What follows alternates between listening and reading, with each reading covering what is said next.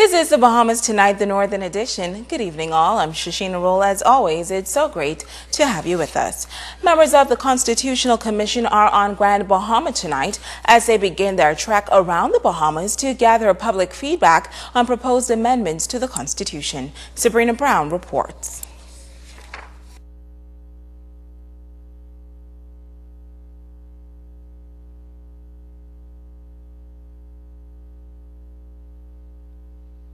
The Constitutional Commission will hold its first public consultation on Grand Bahama tonight as they begin the process of garnering public views on changes to the Constitution. Among the issues to be discussed are citizenship, government structure, campaign finance reform, the Privy Council, public contracts, and the death penalty. Chairman of the Commission, Sean McQueenie QC, says this is the second such commission to be formed in the country's history. However, there hasn't been any changes to the Constitution for 40 years, and he believes this is the appropriate time as the Bahamas prepares to celebrate its 40th anniversary of independence. The Constitution is, as one judge famously said, a living organism. And what that signifies is the need for the Constitution to be periodically updated to keep abreast of the changing needs and circumstances of the ever-evolving Bahamian society in which we live. The consultation process will end with a referendum later this year. The chairman pointed out the difference between this exercise and the recent gambling referendum. Unlike a referendum of the sort that we just had, the government cannot remain neutral. The government has to take a position because before you get to a referendum, the bills have to pass Parliament, and they're only going to pass Parliament if the governing party supports them. So the lines are very clearly drawn in that regard. McQueenie says the constitutional reform exercise is nonpartisan, and it's important for all Bahamians to get involved. I think the Constitution of the Bahamas is far too important a thing to be contaminated by partisan prejudice and bias. We come from different walks of life, but I think we are united in a common belief that any reform of the Constitution must be calculated to improve the welfare of the Bahamian citizenry as a whole. Minister for Grand Bahama, Dr. Michael Darville, believes this consultative process is significant. I really believe that this is the right time to really bring a lot of these issues to the forefront. And I am certain that as you do your forums from West End to East End Grand Bahama, you will realize that there are some other pressing issues that the residents of Grand Bahama would be concerned about addressing. A report is expected to be completed by March 31st, but that deadline could be extended to allow greater public consultation. Sabrina Brown, ZNS Network News. Now, 4 town meetings are scheduled for the island of Grand Bahama this evening. They're at the Foster B. Pastina Center in Freeport, St. Mary Magdalene Church Parish Hall in West End, St. Stephen's Anglican Church in 8 Mile Walk, and East End Primary School in East Grand Bahama.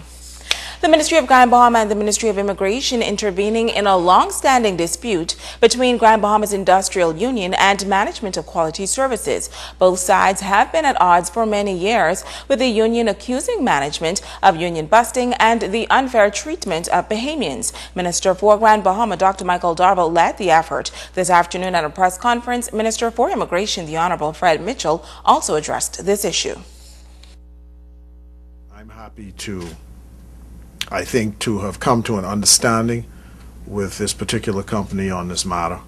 There are certain undertakings which they have given, and we expect to hear from them by Monday, and the Minister for Grand Bahama will be able to report to our colleagues in Nassau, because the matter has been kicked upstairs to the Immigration Board, which is in fact the Cabinet, and we've been given certain instructions, and we'll be going back on Tuesday to report whether this matter is now successfully concluded so that we can move on and all work together.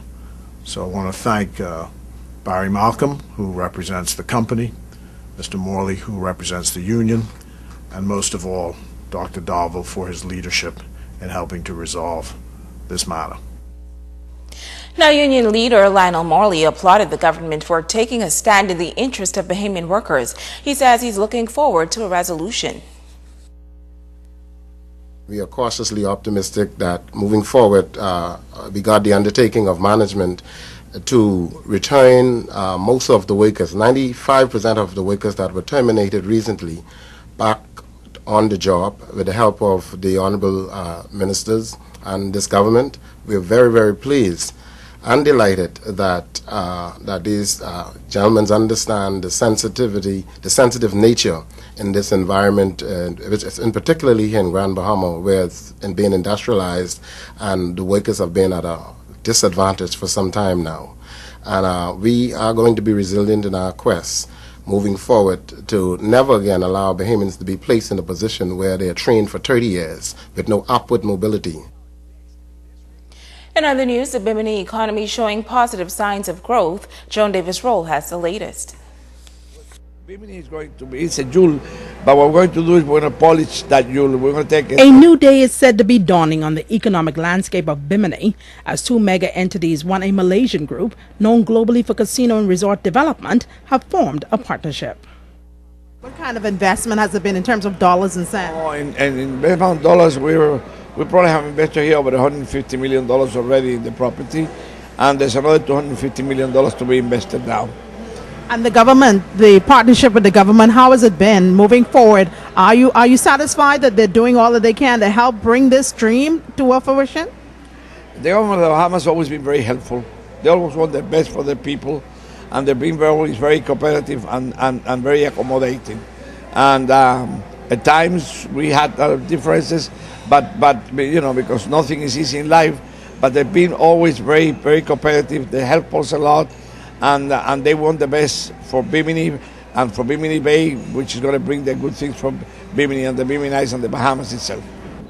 The developer of Bimini Bay, Gerardo Capo, says this accord makes way for another phase of Bimini Bay's mega multi-million-dollar resort development, which began in 2005. Capo says he's excited that Bimini is on the move. We have now finished a joint venture agreement with the Genting Group out of Malaysia, or World Resort, which is the name of the company, and they're going to invest a total of about $250 million in the island. We're going to create a lot of employments. The casino will generate about 130, 140 jobs. The Eco Park is going to generate another 70 jobs to begin with, and grow up to about 300 more jobs.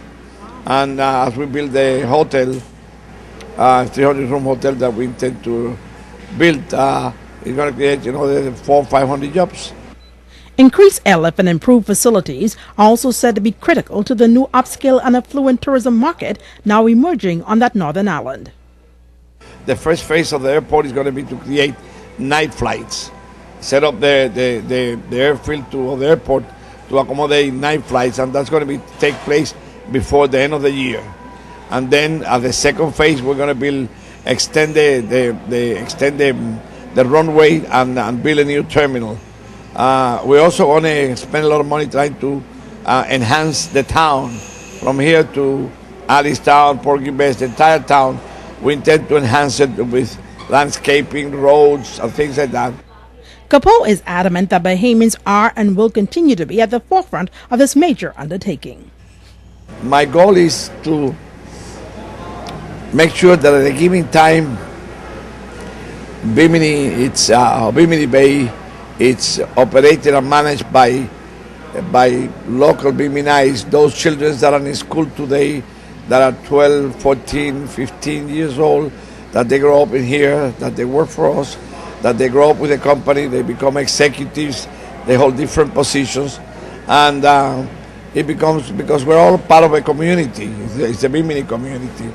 Joan Davis-Rolle, ZNS Network News. Thank you, Joan. Well, the Bahamas will celebrate 40 years as an independent nation in July. Members of the Grand Bahama Committee held their first meeting yesterday to plan activities that will be held from March to July of this year. Media consultant Peter Adderley and Human Resources Executive Mary Culmer are the co-chairs of the Grand Bahama Independence Committee. Minister for Grand Bahama Dr. Michael Darville says residents can expect a great deal of celebration leading up to the July 10th anniversary date. We now have the permission, now that the committee is formed, to begin to move swiftly, to begin to put our plans into action for Grand Bahama. Grand Bahama is a very unique place with a lot to offer. I want to let the community know that this celebration is not a Freeport celebration. It's a celebration of 40th anniversary from West End all the way to East End, including the Keys.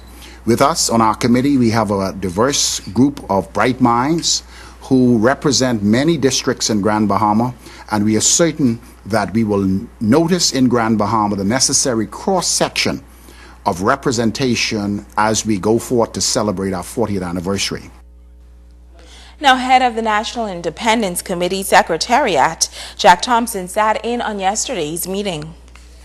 I'm truly excited by what I am hearing from this committee.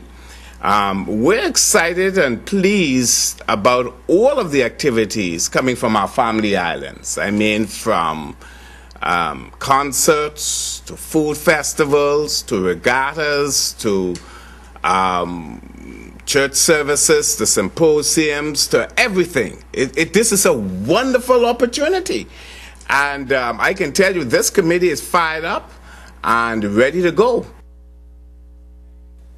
Some new developments regarding the fate of the former premier of the Turks and Caicos Islands, Michael Mizik, who was imprisoned in Brazil since December last year. Joan Davis-Rolle has the latest. A big victory for the former premier of the Turks and Caicos Islands. Reports of the Turks Island confirmed Friday morning that former head of government of the Turks and Caicos Islands, Michael Mizik, who was arrested and jailed in Brazil in December, has been freed.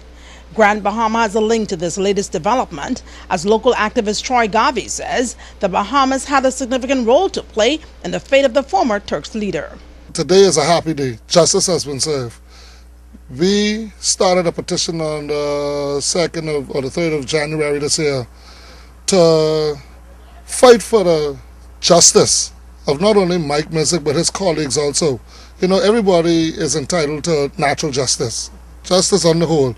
And no matter how the consequences are, whatever it is, everybody's entitled to justice. And today, this morning, we can say that the former premier, Honorable Michael Mizik, has been released from prison last night on the political asylum in Brazil. I don't want to go into the details of how they say he got it, but the good thing about it, the natural feeling of it for me this morning is to know that we fought a fight for justice. Justice has prevailed, and we are hoping now that the Turks Islanders see this as an event to go forward and move forward into the fight for independence. Garvey says he, along with others, led an exercise in support of Mizik's release, which went global. The petition was spread all over the world. It was signed by numerous amount of different people out of different countries. I'm happy to say that out of the 338 signatures on the petition, 147 of them was Bahamian. We have Turks Islanders who signed it. We have comments on it where people was not pleased the way Mr. Mizik was being treated. And any human being, don't matter what happened, if you're incarcerated, you should still be treated as a human. Anthony Farquharson was a part of that effort. He says this latest trend of events has historic significance. It brought to mind the efforts made by the late Sir Lyndon to have Nelson Mandela freed from Robben Island. As you know, Sir Lyndon, led the group of eminent persons in 1985. And that culminated in a new day for South Africa. The rest is history. So as we now bask in our freedom, as Bahamians, we hope the virus of independence spread to the Turks and Caicos Islanders, who are entitled to self-determination.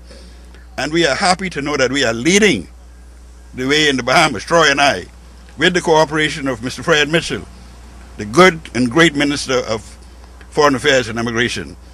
And we have cause to celebrate. To God be the glory. Joan Davis-Rolle, ZNS Network News. Stay with us. The Bahamas Tonight, the Northern Edition, continues right after this.